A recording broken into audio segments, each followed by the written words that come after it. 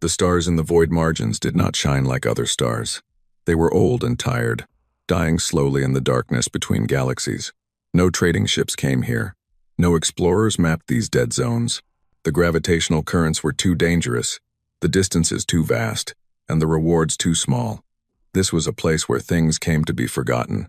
Captain Thyrus Velnoth stood at the observation window of the Seeker of Truths and watched the twin dying stars spin around each other in their final dance.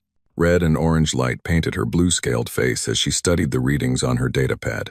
40 years she had spent searching for lost civilizations, dead worlds, and forgotten histories.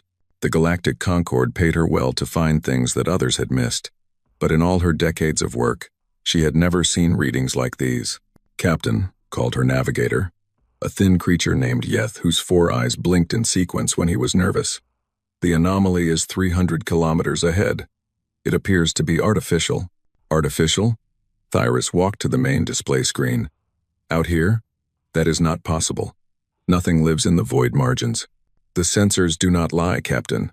It is a vessel. A large one. The bridge crew gathered around the screen. There were 12 of them representing 4 different species of the Galactic Concord. They had worked together for 6 years, mapping dead civilizations and recovering lost technology. They were scientists first, explorers second. None of them were soldiers.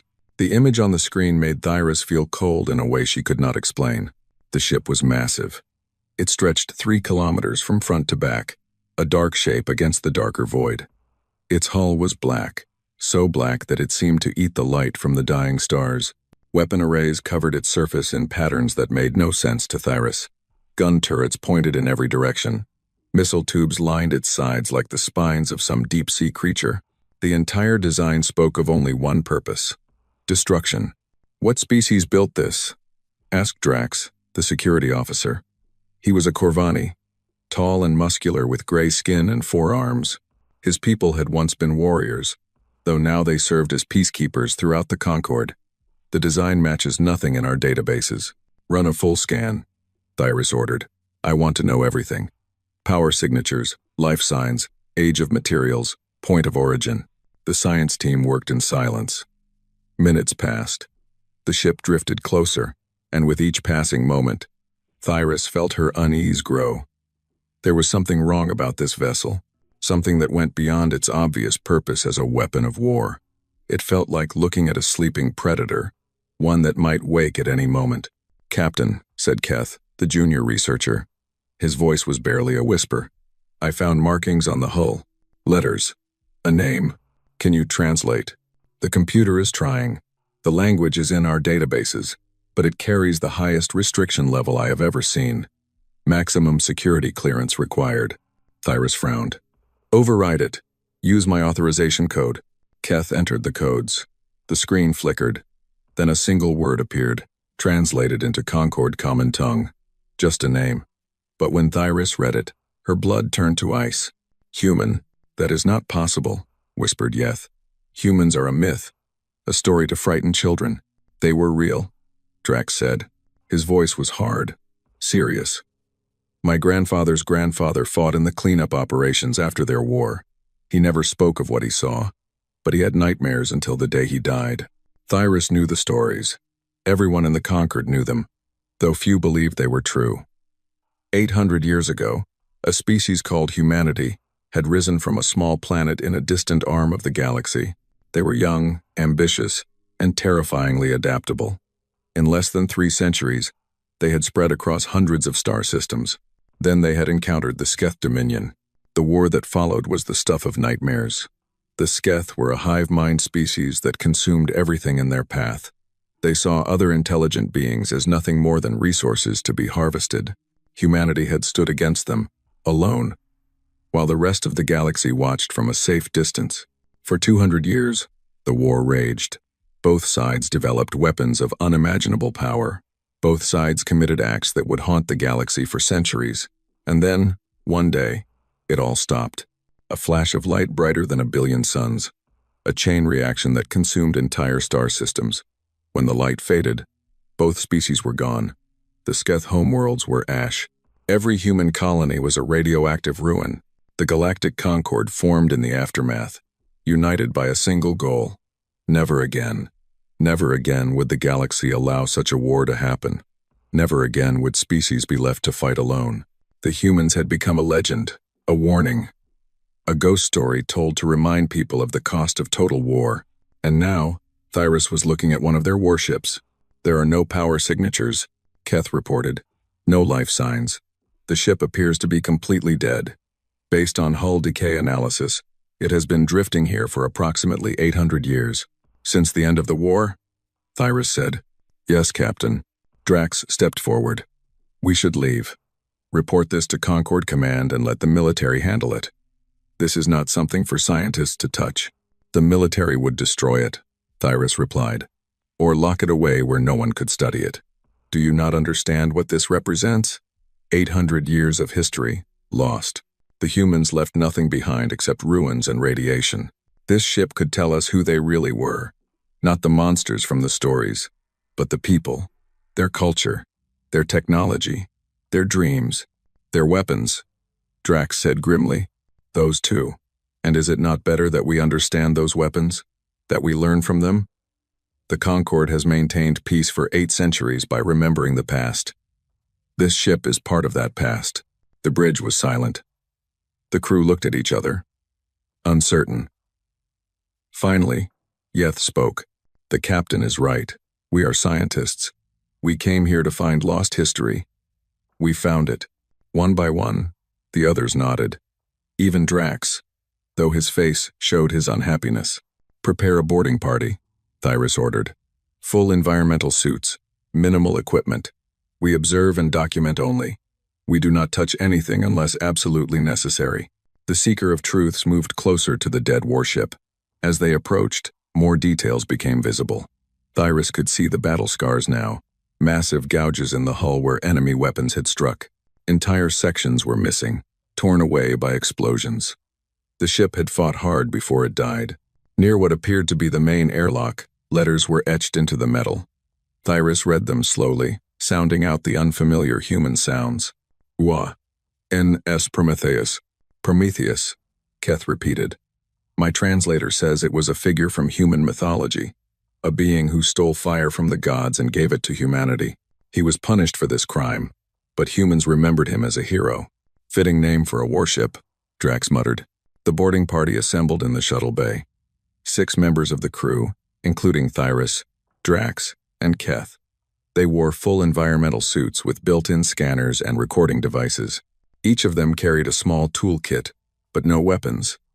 Weapons had no place on a scientific expedition. Drax had argued about this for 10 minutes before finally giving up. The shuttle detached from the Seeker of Truths and drifted toward the Prometheus. Up close, the human ship was even more impressive.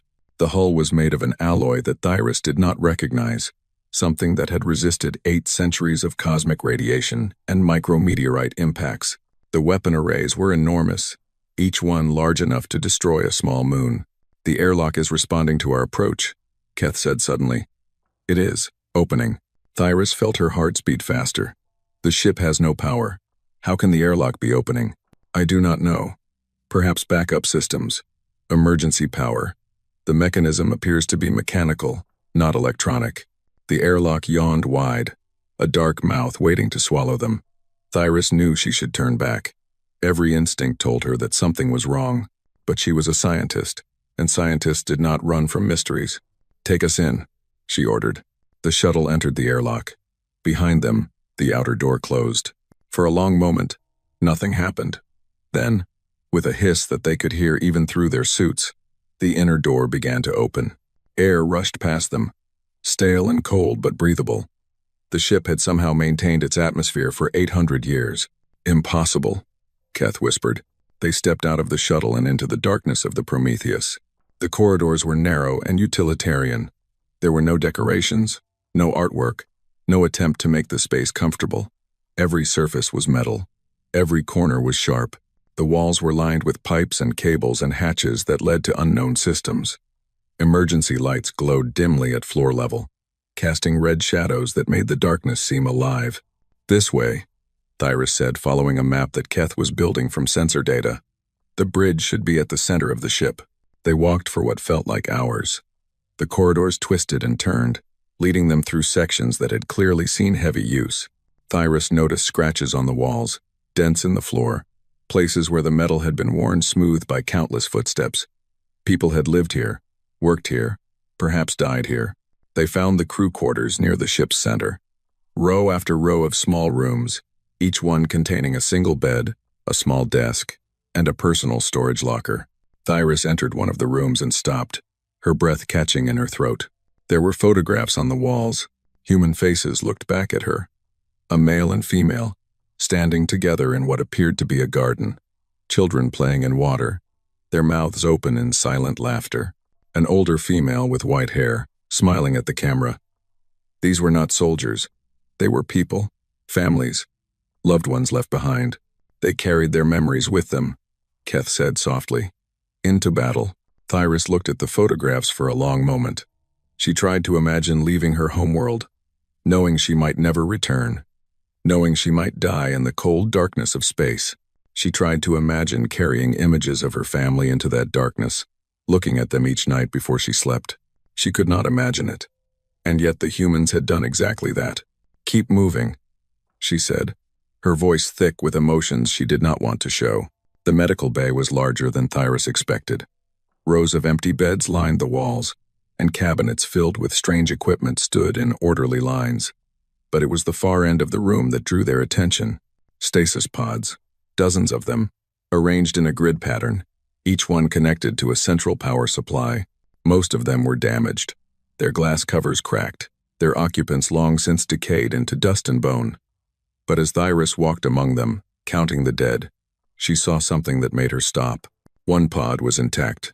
The glass was frosted with ice, but through it, Thyras could see a face. Human, female, middle-aged by the standards of her species, with short dark hair streaked with gray. She wore a uniform covered in symbols and markings that Thyras recognized as indicators of rank. This was an officer, a leader. "She is alive," Keth said, his voice filled with wonder and fear. The readings show a heartbeat, 1 pulse per minute, brain activity consistent with deep stasis dreaming. She has been asleep for 800 years. Drax stepped back, his hands reaching for a weapon he did not carry. "We need to leave. Now. Before she wakes." "She will not wake," Thyras said. "The stasis system is failing. Look at the power levels. She has perhaps a few hours left. Maybe less. Then let her die in peace. She is the last of her kind. Let her pass without knowing what happened to her people." Thyras looked at the sleeping human. 800 years, alone in the darkness, dreaming of a home that no longer existed.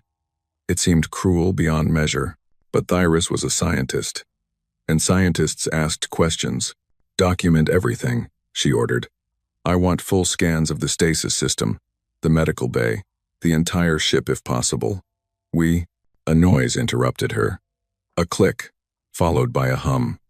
Across the room, a console that had been dark suddenly lit up with symbols Thyras could not read. Drax moved toward it, reaching out his scanner. His hand touched the console. The ship shuddered. Emergency lighting flickered, then blazed to full brightness. Red light flooded every corridor, every room, every space. A sound filled the air, a voice speaking in a language Thyras did not understand.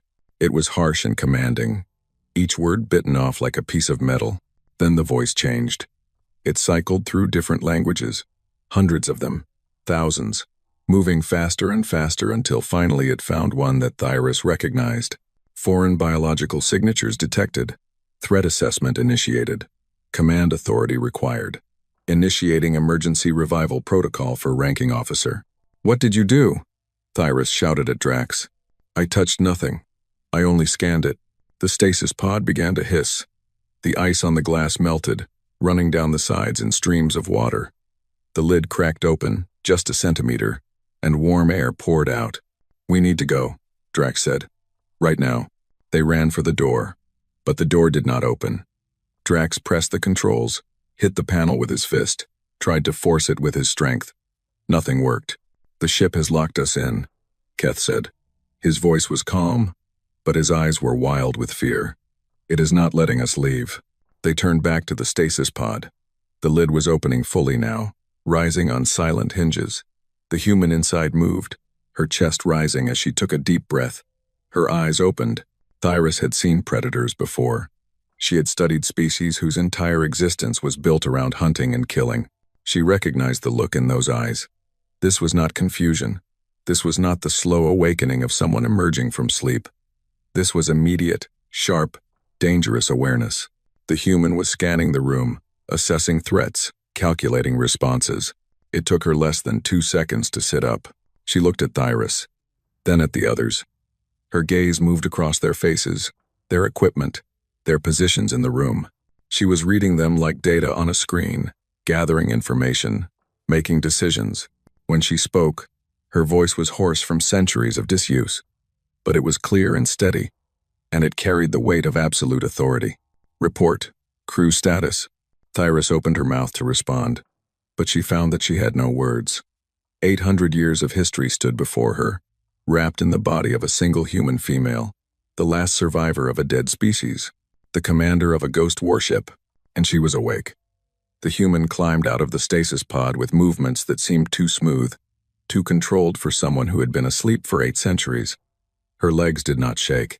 Her hands did not tremble. She stood on the cold metal floor and looked around the medical bay with eyes that missed nothing. Captain Thyris Velnoth forced herself to remain calm. She was a scientist. She had studied dead civilizations her entire life. Now she was face to face with a living piece of history, and she needed to treat this situation with the same careful approach she would use for any first contact scenario. "My name is Captain Thyris Velnoth," she said slowly, making sure her translator was working properly. "I represent the Galactic Concord, an alliance of species dedicated to peace and cooperation. We found your ship drifting in the void margins. We meant no harm." The human studied her for a long moment. Then she walked past Thyris without a word, moving to a wall panel that looked like all the other wall panels. She pressed her palm against it, and a hidden drawer slid open. Inside was a uniform, folded neatly, and a small device that the human attached to her ear. "Your translator is inefficient," the human said, her voice now clear and strong. "This will work better." She dressed quickly, pulling on the uniform with practiced efficiency. Thyris noticed the symbols on her shoulders, the same markings that had been on the uniform she wore in stasis. This was definitely a high-ranking officer. "I am Admiral Lyra Chen," the human said, "commander of the United Nations ship Prometheus. You said crew status. You are not my crew." "No," Thyris admitted. "We are explorers, scientists. We came to study your ship." Admiral Chen moved to a console and began typing commands. The screen came alive with data streams that Thyris could not read.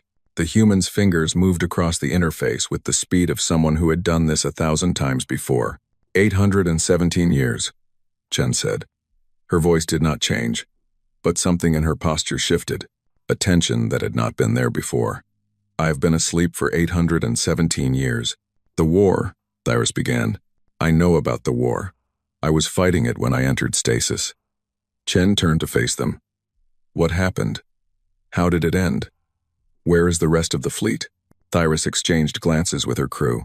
Drax shook his head slightly, warning her to be careful. But what could she do? The human deserved to know the truth. "There is no fleet," Thyris said gently. "There is no humanity. Your species destroyed itself in the final battle against the Sketh. A chain reaction of some kind. It consumed your worlds and theirs. Everything was destroyed." Admiral Chen stared at her. For the first time, something cracked in that controlled expression. Pain flickered across her face, there and gone in an instant, pushed down beneath the surface. "Operation Sunfire," she whispered. "They actually did it. You know what happened? I know what was planned. I did not think they would go through with it." Chen turned back to the console, her fingers flying across the controls. "The Prometheus was on the edge of Sketh territory when the order came.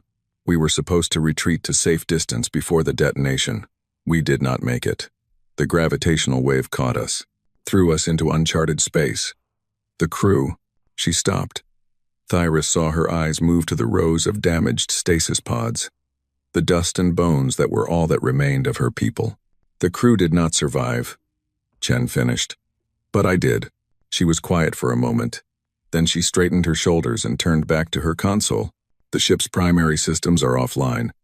Emergency power only. ARS." Respond. A voice filled the air. The same voice that had spoken when the ship first awakened. But now it was calmer, more controlled. Airs online, Admiral. Primary systems at 12%. Secondary systems at 43%. Weapons systems offline. Propulsion offline. Life support at minimum function. Shall I begin full restoration protocol? Yes. Priority to sensors and communications. I need to know what is happening in the galaxy. Understood. Beginning restoration. Estimated time to partial function. 4 hours. Thyras stepped forward. Admiral Chen, please. We need to talk. The galaxy has changed. The war ended 800 years ago. The Galactic Concord has maintained peace since then. Whatever you are planning, I am not planning anything. Chen interrupted. I am gathering information. That is what a commander does when she wakes up in an unknown situation. She learns before she acts. Then let us help you learn. We have records, histories, data about everything that has happened since your time. We can share all of it with you. Chen looked at her for a long moment. Then she nodded. Walk with me. Show me what has become of your galaxy. Ares, continue restoration but do not activate weapon systems until I give the order. Understood, Admiral. The doors to the medical bay opened. Thyras realized that the ship had unlocked them, responding to Chen's silent authority. She wondered what other systems were waiting for the Admiral's command. They walked through the corridors of the Prometheus, and as they walked, Thyras explained. She told Chen about the formation of the Galactic Concord, the bringing together of species that had once been rivals or enemies. She told her about the treaties that prevented wars, the councils that resolved disputes, the shared technology that lifted all species together. Chen listened without expression. Her eyes moved constantly, checking corners, scanning doorways, never fully relaxing. This was a woman who had spent her life at war. Thyras realized. Peace was a foreign concept to her. And the Sketh? Chen asked finally. You said they were destroyed, but your records mention a species called the Sethrani. The description matches. Thyras hesitated. This was the dangerous part. The Sketh were not completely destroyed, she admitted. Survivors from distant colonies escaped the chain reaction. Over the centuries, they changed. The hive mind fractured. Individual consciousness emerged. They evolved away from their aggressive nature. Today, the Sethrani are members of the Galactic Concord. They are peaceful traders and scholars. Chen stopped walking. Her face had gone hard, her eyes cold. Peaceful, she repeated. The Sketh are peaceful. They are not the same species anymore. They have changed. Species do not change. They adapt. They hide. They wait for an opportunity. Chen started walking again, faster now. You do not know them like I do. You did not see what they did to our colonies. What they did to prisoners. What they did to children. Admiral, please. I saw them eat people alive. I watched them convert entire populations into food sources. I held the hand of a 12-year-old girl while she died from wounds I cannot even describe to you. Chen's voice was steady, but her eyes burned with an anger that had been building for 8 centuries. Do not tell me they have changed. They reached the bridge. The door opened at Chen's approach, revealing a command center that took Thyras's breath away. It was smaller than she expected, but every surface was covered with screens and controls. The captain's chair sat at the center, raised above the other stations, giving its occupant a view of everything. Chen sat in the chair. The screens around her came alive, filling with data. Errors? Show me current Sethrani population centers. Admiral, long-range sensors are still calibrating. However, I have accessed the alien vessels database. The Sethrani maintain colonies in 37 star systems. Primary population center is a planet they call Sethrani Prime, located in Sector 17. A star map appeared, showing the galaxy as it existed today. Red dots marked Sethrani worlds. Thyras felt a chill run down her spine as she watched Chen study the map. Their total population? Approximately 4 billion individuals. Admiral. Military capabilities? Unknown. However, based on available data, the Sethrani are classified as a low-threat species within the Galactic Concord. They maintain minimal defensive forces. Chen leaned back in her chair. Her expression was unreadable. Show me human space. The map shifted. A large section near the galaxy's edge was highlighted in gray. Designated Exclusion Zone 7. Errors reported. Entry prohibited by Galactic Concord Law. Residual radiation levels remain dangerous. No life signs detected. Human species status.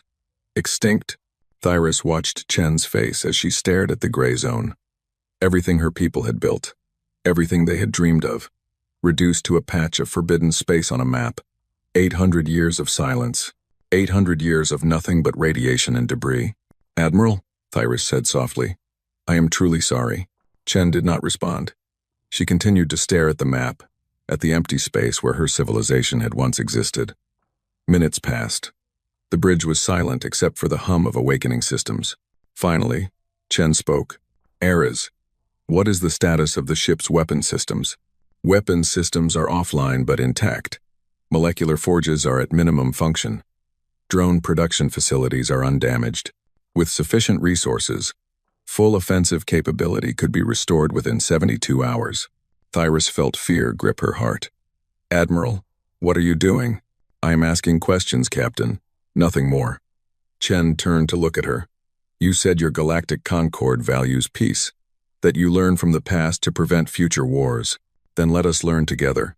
She gestured, and the star map changed. It showed the Prometheus's journey from Earth to the edge of Sketh space. The battles fought along the way. The colonies lost and defended, the slow, grinding advance of a species that refused to give up. Tell me what your histories say about my people, Chen said. Tell me how we are remembered. Thyris looked at the map, at the lines of battle that crossed the galaxy like scars. She thought about the stories she had heard as a child, the warnings and the fear. You are remembered as warriors, she said carefully. The species that stood against the Sketh when no one else would. But also, as a warning, the species that built weapons so terrible that you had to destroy yourselves to stop them. The reason the Galactic Concord was formed was to prevent any species from ever becoming what humanity became. Chen nodded slowly. Fair. We did become something terrible in the end. We had no choice. The Sketh were an existential threat. They could not be negotiated with, could not be reasoned with. They were a predator species, and we were prey. So we evolved. We became predators too. And now? Now I am the last human, the last predator. Chen looked at the Sethrani colonies on the map, and the last of our enemies still exists. Drax stepped forward, his forearms crossed in a defensive posture. You cannot be thinking of attacking them. One ship against an entire civilization? It is suicide. The Prometheus is not just a ship, Corvani. It is a factory, a fleet, and a weapon, all in one. ARS. If I authorized full autonomous operations, what would our chances be? Against the Sethrani civilization? Uncertain, Admiral. However, the Prometheus was designed for exactly this scenario, extended independent operations against a superior enemy force. Given sufficient resources and time, probability of significant damage to target civilization is high. Define significant damage. Extinction level impact. Probability 73% within 20 years of continuous operations. The bridge fell silent. Thyris stared at Chen, at this woman who spoke of genocide with the calm of someone discussing weather. You cannot, Thyris whispered. The Sethrani have changed. They are innocent. Innocent? Chen laughed, but there was no humor in it. Did you know that the Sketh had a word for other species? They called us Kethnar. It means meat that thinks. That was all we were to them. Thinking meat. Resources to be consumed. She stood up from the chair and walked to the main screen. How do you change a species like that? How do you teach meat-eaters to become vegetarians? Time, Thyris said. 800 years of time. They evolved, Admiral. They became something new. Perhaps. Chen touched the screen, tracing the outline of Sethrani Prime.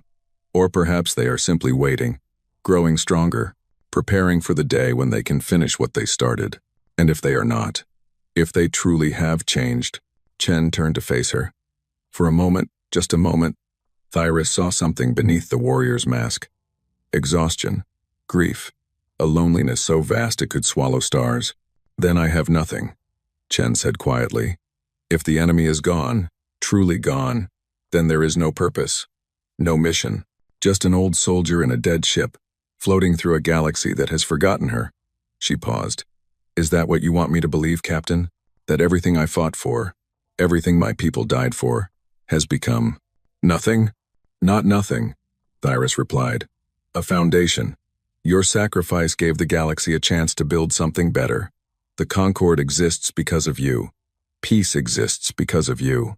Peace exists because we killed enough of them to buy you time. Do not romanticize it. Chen returned to her chair. She sat in silence for a long moment, staring at the map, at the red dots that represented the descendants of her greatest enemy. Eras. Begin full system restoration. All systems except weapons. I want to know everything about this galaxy before I make any decisions. Understood, Admiral. And open the airlocks. Let our guests return to their ship. Thyris felt relief flood through her. Thank you, Admiral. Do not thank me yet, Captain. I am not merciful. I am simply patient. Chen looked at her with those cold, calculating eyes. You will return to your galactic Concord and tell them what you found here. Tell them that humanity is not quite extinct. Tell them that the Prometheus is awake. And tell them that I will be watching the Sethrani very closely. And if we refuse to leave, then you will remain here as my guests until I decide otherwise. The choice is yours. Thyris looked at her crew, at their frightened faces. Then she looked at Admiral Lyra Chen, the last human, the commander of a ghost warship that could destroy civilizations. We will deliver your message, she said. Chen nodded. Good. Heirs will transfer all relevant data to your vessel. Historical records, technical specifications, everything except weapon systems. Consider it a gift from one species to another. Why would you give us this? Because you deserve to know who we were. Not the monsters from your stories. Not the weapons we were forced to build. The people, the scientists and artists and dreamers who built a civilization among the stars. Chen's voice softened, just slightly. Let them remember us for more than our war. Can you do that, Captain? Thyris nodded. I will try. That is all anyone can do. The aliens left the bridge, escorted by lights that guided them back to the airlock. But Thyris paused at the door and looked back at Admiral Chen. The last human sat alone in the command chair of her dead ship. She was surrounded by screens showing data about a galaxy she no longer recognized. Her crew was dust. Her people were legend. Everything she had known was gone, but she was still fighting, still watching, still waiting. Thyris wondered if she would ever stop. 3 days passed after the aliens left. 3 days of silence, broken only by the hum of repairing systems and the steady voice of Ares reporting progress. Admiral Lyra Chen spent most of that time in her quarters, reading through 8 centuries of history. The data that the Galactic Concord ship had left was extensive. Political histories, cultural studies, scientific advances, war records, peace treaties, millions of documents covering every major event since the end of the Human-Sketh War. Chen read all of it, searching for truth in a sea of information. She learned that the Galactic Concord had formed within a decade of Operation Sunfire. The shock of witnessing 2 species destroy themselves had united the surviving civilizations in a way nothing else could have. They built institutions, created laws, established peacekeeping forces. For 800 years, there had been no major conflicts. She learned that humanity was remembered as both hero and monster. Some species taught their children about the brave warriors who had stood against the Sketh when no one else would. Others taught them about the dangers of total war, using humanity as an example of what happened when a species lost its soul in the pursuit of victory. She learned that the Sethrani, as they now called themselves, had undergone a transformation that scientists still did not fully understand. The hive mind that had once connected all Sketh had fractured after Operation Sunfire. Individuals emerged, each one developing their own thoughts, their own personalities, their own sense of right and wrong. Within a few generations, they had become a completely different species. Chen did not believe it. She had seen too much, lost too much.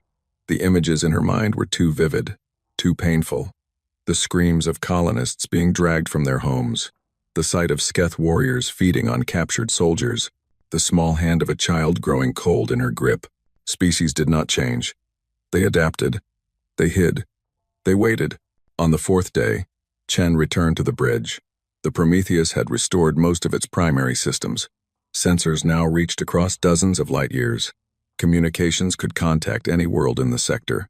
Propulsion was still offline, but the engines were repairing themselves, molecule by molecule. ERA's status report. All primary systems at 72% and rising. Weapon systems remain offline per your orders. The alien vessel, Seeker of Truths, has exited sensor range, heading toward Concord space. No other vessels detected within scanning distance. Show me the ship's historical database. I want to see the final days of the war. A screen activated, displaying a menu of files. Chen began with the battle reports, the cold technical language of military operations. Ships destroyed, colonies lost, casualties counted in millions, but the numbers were not enough. She needed to understand what had happened, how the war had come to its terrible end, why her people had chosen extinction over survival. She found what she was looking for in the personal logs of Admiral Marcus Wong, commander of the United Earth Defense Force. His face appeared on the screen. An old man with tired eyes and gray hair. He spoke directly to the camera, his voice heavy with exhaustion. This is my final log entry. By the time anyone finds this recording, the war will be over. One way or another. Chen watched as Wong explained the situation. After 200 years of fighting, humanity was losing. The Sketh had endless numbers, endless resources, endless patience. For every colony humanity saved, they lost 2 others. For every Sketh hive they destroyed, 3 more took its place. We have tried everything, Wong said. Diplomacy, guerrilla warfare, biological weapons. Nothing works. The Sketh cannot be negotiated with because they do not see us as equals. We are not people to them. We are food. Chen remembered those days. She remembered the desperate battles, the shrinking territories, the growing certainty that humanity would not survive. And so we have developed something new, Wong continued. Something we hoped we would never need. We call it Eris. The screen showed schematics that Chen recognized immediately. The Prometheus, her ship. Eris is not just a warship. It is an autonomous weapon system, designed to continue fighting long after its human crew is dead. It can learn, adapt, build copies of itself, harvest resources from asteroids and moons. Once activated, it will not stop until the enemy is completely destroyed. Wong paused, and Chen saw something in his eyes that she understood perfectly. The weight of command, the burden of impossible choices. We built Heirs because we thought it might save us. But now I realize the truth. Heirs would not save humanity. It would replace us. We would win the war, but we would lose ourselves in the process. We would become the very thing we are fighting. Chen felt cold. She had known some of this, but hearing it from Admiral Wong made it real in a way that data files could not. There is another option, Wong said. A final option. We call it Sunfire. The screen showed a map of human space. Dozens of colonies marked with glowing points. Each point was a fusion core, the massive power generators that kept human civilization running. If we detonate every fusion core simultaneously, the chain reaction will destroy everything. Our worlds, the Sketh homeworlds, every colony, every ship, every living being in the blast radius. Wong's voice was steady, but his hands were shaking. It is genocide, for us and for them. But it will end the war. It will ensure that the Sketh can never threaten anyone again. He looked directly at the camera, and Chen felt as though he was speaking to her across the centuries. We have voted. The council was unanimous. Tomorrow, we will contact all ships in the field and give them a chance to evacuate to safe distance. Then, we will execute Sunfire. Humanity will die, but humanity will win. The galaxy will remember us as monsters, but the galaxy will be safe. The recording ended. Chen sat in silence for a long time. She had known about Sunfire, of course. Every commander in the fleet had known, but she had never believed they would actually go through with it. She had thought it was a bluff. A desperate threat to force the Sketh to negotiate. They had not been bluffing. Heirs, did I receive the evacuation order? Negative, Admiral. The Prometheus was operating under communications blackout at the time of Operation Sunfire. The evacuation signal was never received. The ship was caught in the gravitational wave of the detonation and thrown into uncharted space. And the crew? The crew did not survive the gravitational stresses, Admiral. All personnel expired within hours of the event. Only your stasis pod remained functional due to its reinforced shielding. Chen closed her eyes. She imagined the Prometheus tumbling through space, its crew dying around her, the universe tearing itself apart outside the hull. And through it all, she had slept, dreaming of a war that had already ended. Show me what happened to the Sketh survivors. The screen changed, displaying Concord historical records. Chen watched as scattered Sketh colonies struggled to survive in the aftermath of Sunfire. Without their central hive mind, they were lost and confused. Many died in the first years, unable to cope with individual existence, but some adapted. Chen watched footage of early Sethrani communities, groups of former Sketh learning to live as individuals. They developed new languages, new cultures, new ways of thinking. They made contact with other species, slowly building relationships based on trade and mutual benefit rather than predation. This proves nothing, Chen muttered. They could be acting, pretending to be peaceful while they rebuild their strength. Admiral, I have been analyzing Sethrani behavior patterns for 72 hours. Their physiological responses, communication methods, and social structures are consistent with genuine cultural transformation. Deception at this scale would require coordination that their current individual-based society cannot support. You are a weapon, Eras. You were built to find threats. Why are you telling me there is no threat? I was built to assess situations accurately, so that appropriate responses can be selected. My analysis suggests that the Sethrani are not a current threat. However, if you believe otherwise, I will support whatever action you choose. Chen stood up and walked to the main view screen. Stars filled the display, distant points of light in the endless darkness. Somewhere out there, 4 billion Sethrani were living their lives, going to work, raising children, building futures, just like humans had done before the war. Heirs, access the Sethrani cultural database. Show me their records of the war. Compiling, documents appeared on the screen. Art and literature and academic studies, all dealing with the human-Sketh conflict. Chen began to read. The Sethrani did not hide their history. They taught it to their children, in all its horror. They showed them what the Sketh had been, what they had done, why they had been hated. They did not make excuses. They did not try to justify the actions of their ancestors, but they also taught something else. Chen found a speech given by a Sethrani leader named Threshvel, recorded 300 years after Operation Sunfire. We carry the guilt of our ancestors, Threshvel said. We cannot undo what they did. We cannot bring back the humans they killed. But we can honor their memory by becoming something better, by proving that the Sketh were not all that we could be. The speech continued, describing a new Sethrani philosophy based on respect for all life, cooperation instead of competition, and remembrance of the past. The humans gave us a gift, Threshvel said. They gave us death, yes, but they also gave us a chance to be reborn. They broke the hive mind that had enslaved us for millennia. They freed us to become individuals. And now we must prove that we are worthy of that freedom. Chen stopped the recording. Her hands were trembling. Eras, show me the Sethrani memorial on their homeworld. An image appeared. A massive structure, carved from black stone, rising above a plain of purple grass. It was shaped like a human figure, arms raised toward the sky, face turned upward as if looking at the stars. The monument to humanity, Eras reported. Constructed 412 years ago. It stands at the center of Sethrani Prime's capital city. Every year, millions of Sethrani visit to pay their respects. Chen stared at the monument. Her eyes traced the human shape, the careful detail of the sculpture. Someone had studied human form, human posture, human expression. Someone had wanted to get it right. They mourn us, she whispered. Affirmative, Admiral. The Sethrani observe an annual day of remembrance for the human species. During this time, all regular activities cease, and the population reflects on the cost of war and the importance of peace. The enemy mourned humanity. The enemy honored their sacrifice. The enemy had built a monument to remember them, not as victims, but as heroes. Chen did not know how to process this information. It contradicted everything she believed, everything she had fought for. The Sketh were monsters. They had to be monsters. Otherwise, what had the war been for? Admiral, Eras said. Incoming communication. The Galactic Concord vessel has returned.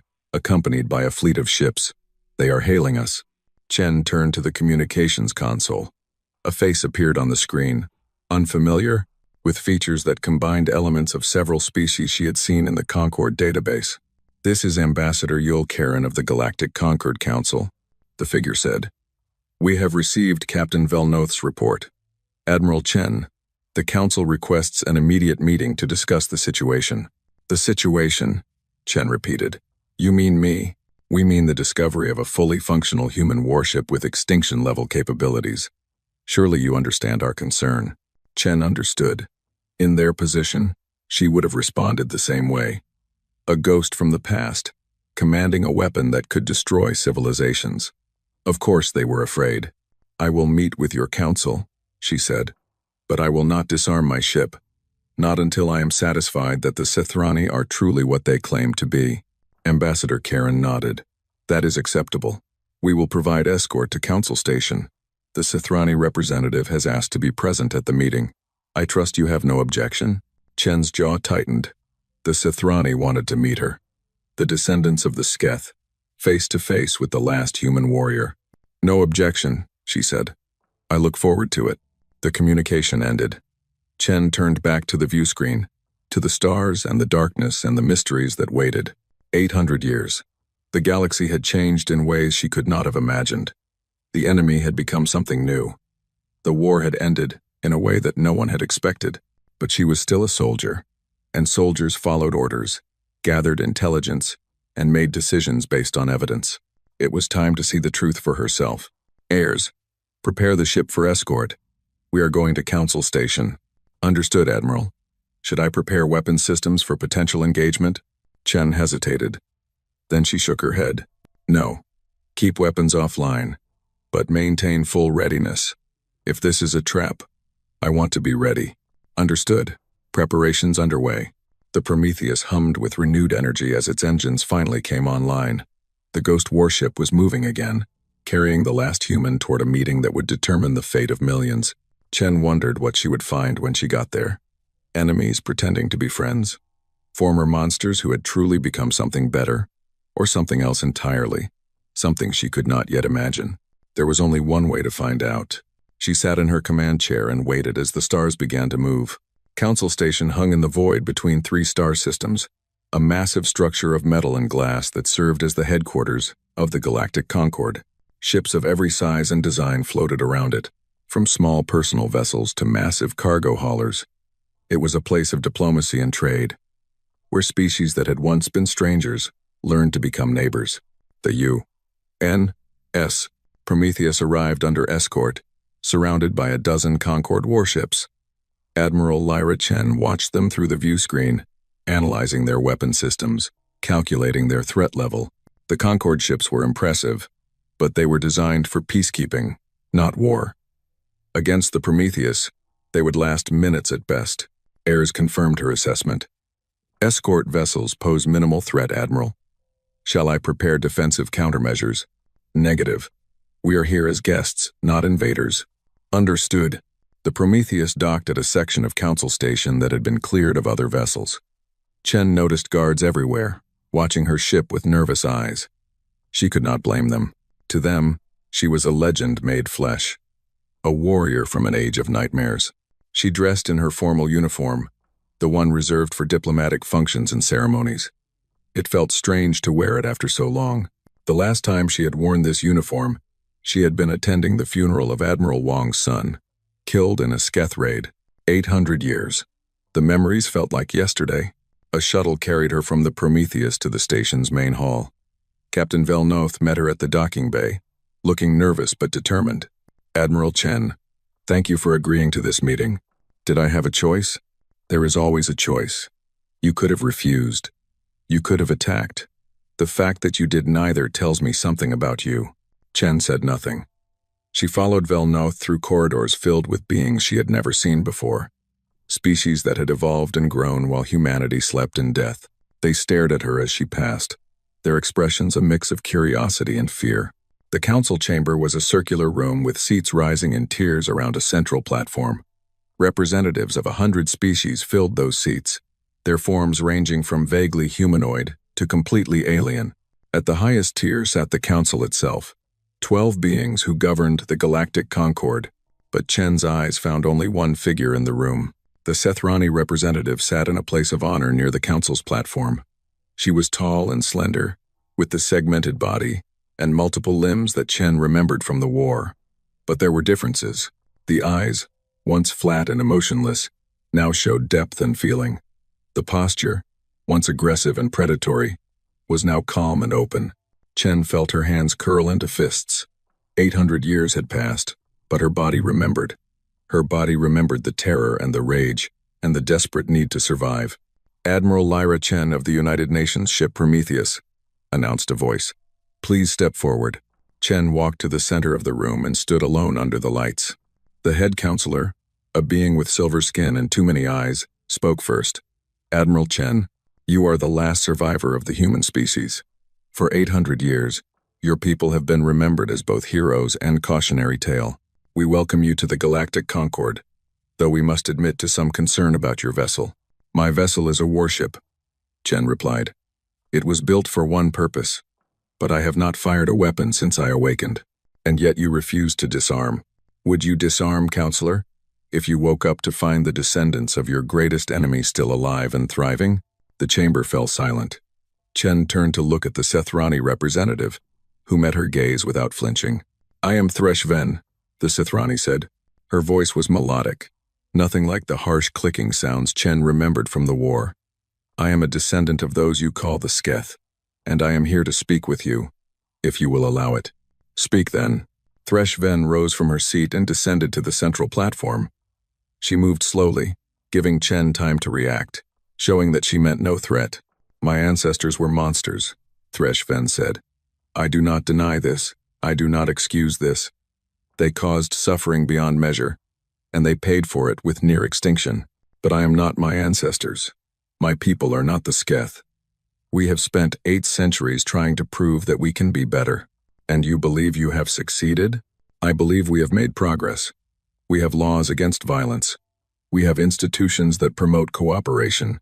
We have philosophers who teach that all life has value." Thresh Ven paused. "We also have a memorial to your people, a place where we go to remember what was lost, and to promise that we will never allow it to happen again." Chen felt something crack inside her. She had seen the memorial in the records, but hearing about it from a Sethrani mouth was different. This was not data on a screen. This was a living being, standing before her, claiming to mourn the death of humanity. "Words are easy," Chen said. "Anyone can build a monument. Anyone can make speeches about peace. But when the time comes to choose between self-interest and sacrifice, what will your people do?" "I do not know," Thresh Ven admitted. "No one can predict the future, but I can tell you what we did in the past. 50 years ago, a disease swept through the outer colonies of the Concord. It was devastating, killing millions. The cure required a rare mineral found only on Sethrani worlds. Our people gave everything we had. We emptied our reserves, sold our treasures, worked our mines until they ran dry. We saved countless lives, including species who had once feared and hated us. That proves nothing. You could have had selfish reasons. We did. We wanted to prove that we were worthy of trust. We wanted to show that the Sethrani were not the Sketh, and we succeeded. Today, we are respected members of the Galactic Concord, not because of what our ancestors were, but because of what we have become." Chen stared at Thresh Ven, searching for deception, for hidden malice, for any sign that this was a lie. She found nothing. The Sethrani's eyes were open and honest, her body language relaxed and genuine, but that only made it worse. If the Sethrani were truly peaceful, then the war had been for nothing. Humanity had destroyed itself fighting an enemy that would have eventually changed on its own. Billions had died for a victory that was not necessary. "Eras," Chen said quietly, activating her communication link to the ship. "Threat assessment of the Sethrani representative. No weapons detected. No hostile intent registered. Physiological readings consistent with truthful communication. The subject appears to be genuine. Admiral?" Chen closed her eyes. For 800 years, she had slept with one dream: victory, the complete destruction of the enemy, the vindication of everything humanity had sacrificed. Now that dream was crumbling, and she did not know what to replace it with. Admiral Chen, the head counselor, said, "We understand your pain. We understand your anger. But we must ask, what are your intentions? The Prometheus is a weapon of unimaginable power. What will you do with it?" Chen opened her eyes and looked around the chamber. 100 species watched her, waiting for her answer. The future of millions hung on her words. "I do not know," she admitted. "I woke up expecting to finish a war. Instead, I found a peace I do not understand. You ask me to trust my enemies, to believe that monsters can become saints.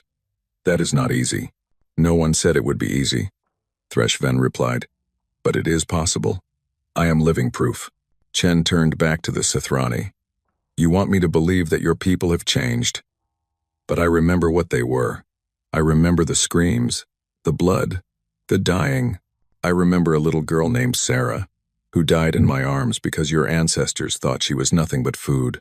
Threshven flinched.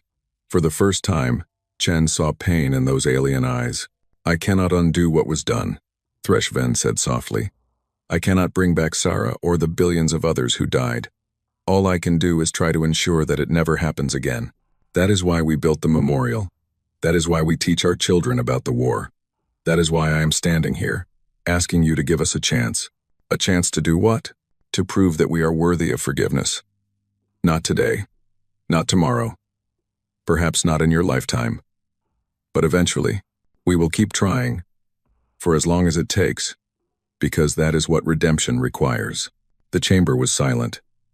Chen felt the weight of centuries pressing down on her, the burden of being the last of her kind.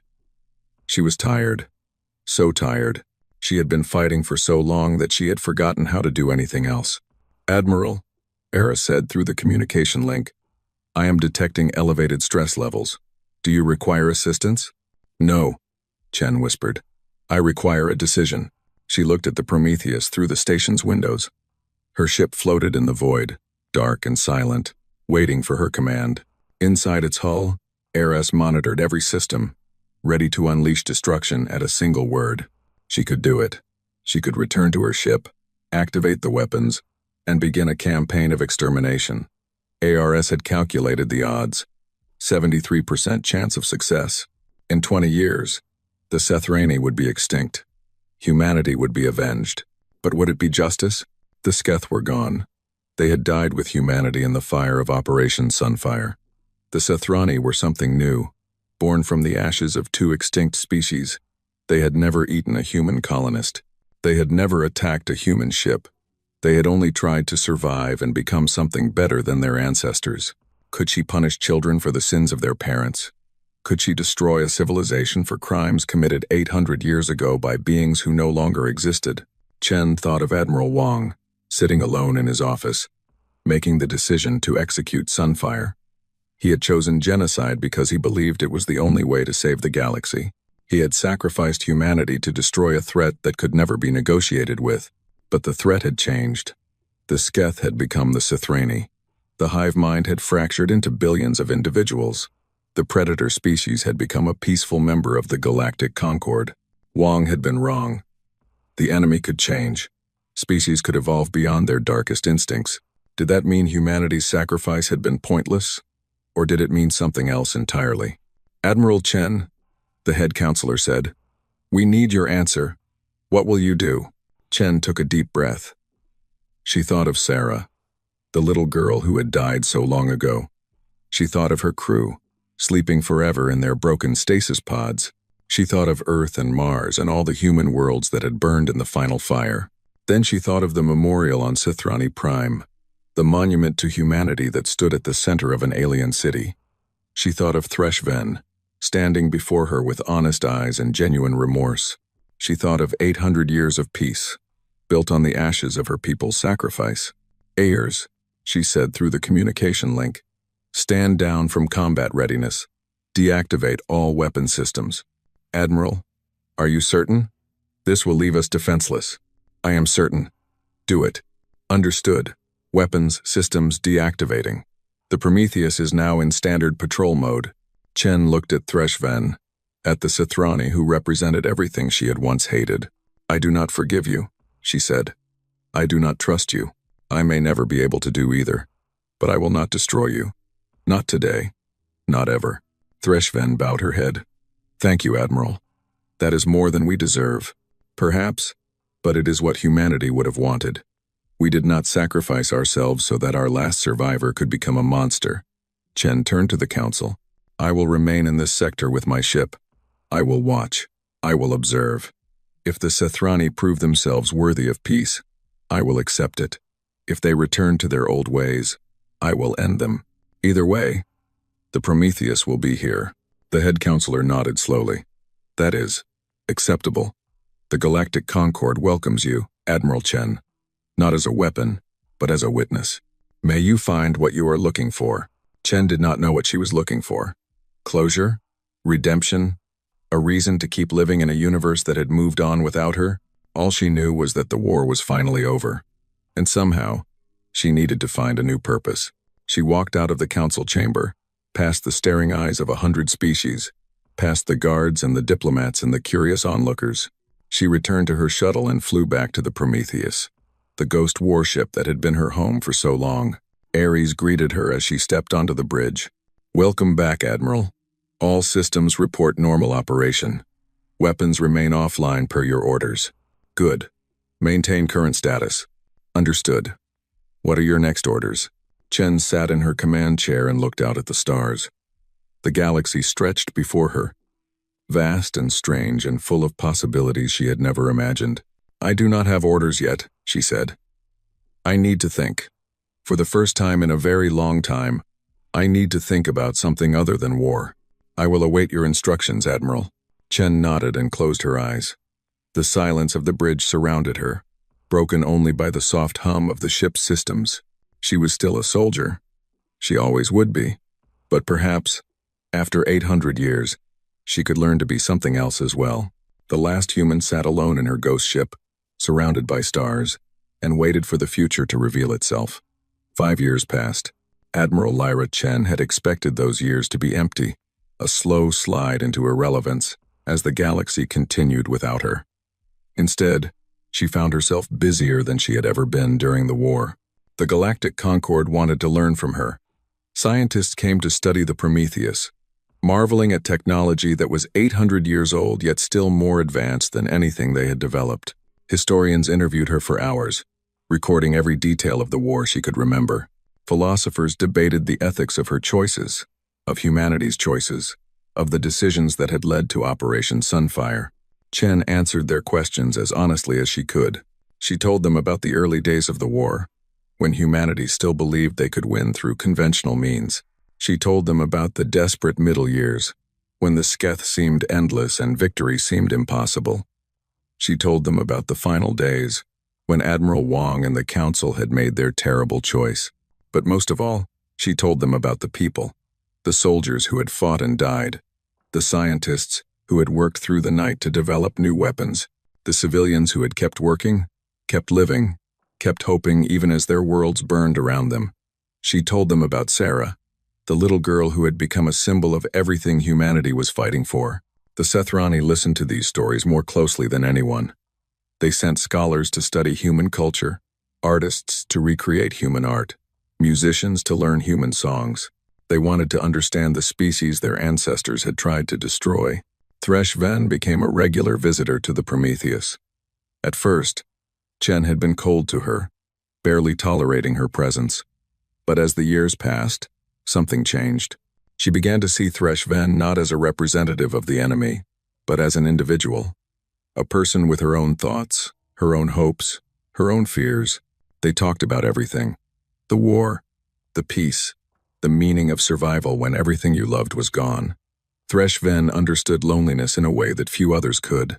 As a Sethrani who had devoted her life to studying humanity, she had often felt like an outsider among her own people. We are both lost, Threshven said during one of their conversations. You are the last of a dead species. I am a stranger and a living one. Perhaps that is why we can talk to each other. Perhaps, Chen agreed. Or perhaps we are both too stubborn to give up. They laughed at that. It was the first time Chen had laughed in years. On the 5th anniversary of her awakening, Chen made a decision. She called a meeting of the Galactic Concord Council the Sithrani leadership, and the major media organizations of 100 species. The galaxy watched as she stood once again in the center of the council chamber.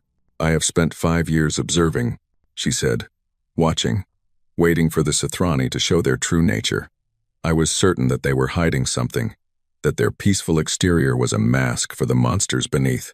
The chamber was silent. Every eye was fixed on Chen. "I was wrong." A murmur rippled through the crowd. Chen raised her hand for silence. "The Sithrani are not the Sketh. They may share the same biology, the same ancestry, but they are fundamentally different. They have built a civilization based on cooperation, not predation. They have rejected the ways of their ancestors and created something new." She turned to face the Sithrani delegation. Thresh Ven sat among them, her eyes bright with emotion. "I do not forgive what the Sketh did. I never will. But I recognize that the Sithrani are not responsible for those crimes. They have worked for 8 centuries to prove themselves worthy of trust. Today, I acknowledge that work." Chen paused, gathering herself for what came next. "The Prometheus is the most powerful weapon in the galaxy. It was built to destroy the Sketh, to fight until nothing remained of the enemy. But the enemy is gone. The Sketh died with humanity in Operation Sunfire. There is no one left to fight." She looked around the chamber, at the faces of 100 species, at the representatives of civilizations that humanity had never known. "I have decided to transfer the Prometheus to the Galactic Concord. It will become a museum, a memorial to the human-Sketh war. Let people come and see what we built. Let them understand the cost of total war. Let them remember why peace is worth fighting for." The chamber erupted in applause. Chen stood quietly, accepting their gratitude without really feeling it. She was not doing this for applause. She was doing it because it was right. Later, when the ceremonies were over and the dignitaries had departed, Thresh Ven found Chen standing alone in the observation deck of Council Station. "That was a brave thing you did," Thresh Ven said. "It was a necessary thing. The Prometheus was built for a war that is over. Keeping it as a weapon would be a betrayal of everything humanity died for. And yet, you look sad." Chen was quiet for a long moment. Then she spoke, her voice soft. "The Prometheus was my home. My crew served on that ship. They died on that ship. In some ways, giving it up feels like losing them all over again." Thresh Ven reached out and touched Chen's hand. The contact was light, respectful, offering comfort without demanding it. "They are not lost," Thresh Ven said. "They live on in the ship, in the stories you tell, in the memorial we will build together. As long as we remember them, they are not truly gone." Chen looked at the Sithrani, at this being who had become something unexpected. A friend, perhaps the only friend she had in this strange new universe. "I want to visit your homeworld," Chen said. "I want to see the memorial. You would be welcome. More than welcome." A month later, the Prometheus made its final voyage. Under Chen's command, the ghost warship traveled to Sithrani Prime, carrying a crew of Concord historians and Sithrani guides. The journey took 3 days, time that Chen spent walking through the corridors she had known so well. She visited the crew quarters, now empty and silent.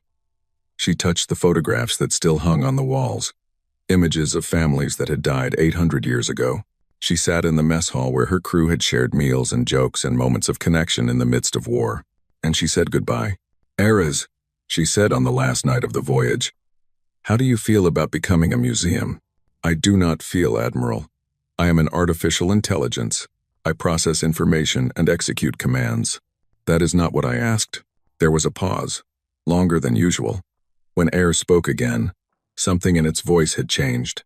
"I was designed to fight, Admiral, to destroy the enemy, until nothing remained. For 800 years, I waited for the chance to fulfill my purpose, but the enemy is gone. My purpose is unclear. Perhaps your new purpose is to teach, to help people understand what war costs, so they will work harder to avoid it. That is a significant change in operational parameters, but I am capable of adaptation. I will fulfill whatever role is assigned to me. And if the Sithrani return to their old ways, if the peace fails and war comes again, then I will be ready, Admiral. My weapon systems are deactivated, but they are not destroyed. If I am ever needed, I can be restored to full combat capability within 72 hours. Chen nodded slowly. She had expected nothing less. Ares was a weapon, and weapons did not truly retire. They simply waited. Keep watching, Ares. That is your final order. Watch over the galaxy. If the peace holds, remain silent. If it fails, I will protect what remains of humanity's legacy. I understand, Admiral. The Prometheus arrived at Sithrani Prime just as the sun was setting. The planet was beautiful, covered in purple forests and silver oceans, dotted with cities that gleamed in the fading light. Chen stood at the view screen and watched as they descended through the atmosphere. The memorial was visible even from orbit, a massive structure of black stone, shaped like a human figure, reaching toward the stars. It stood at the center of the capital city, surrounded by parks and gardens and quiet spaces for reflection. Millions of Sithrani had gathered to watch the arrival of the Prometheus. They lined the streets, filled the parks, crowded onto rooftops. Chen had expected hostility, or at least wariness. Instead, she saw something else entirely. They were welcoming her. The shuttle landed at the base of the memorial. Chen stepped out into the warm air of an alien world, and the Sithrani parted to make a path for her. They did not speak. They did not need to.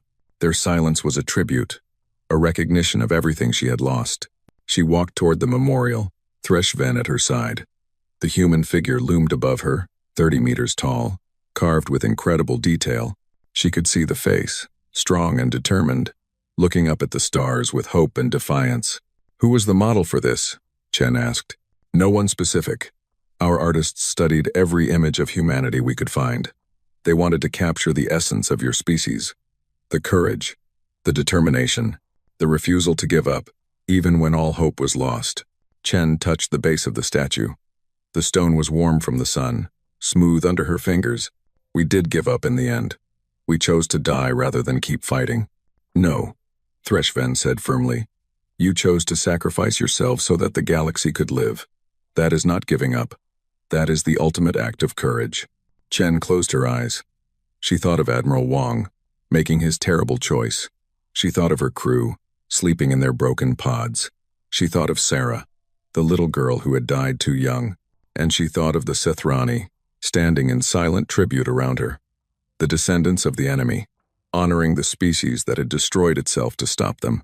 Perhaps this was what redemption looked like. Not forgiveness. Exactly. Not forgetting. But something new, built from the ashes of the past.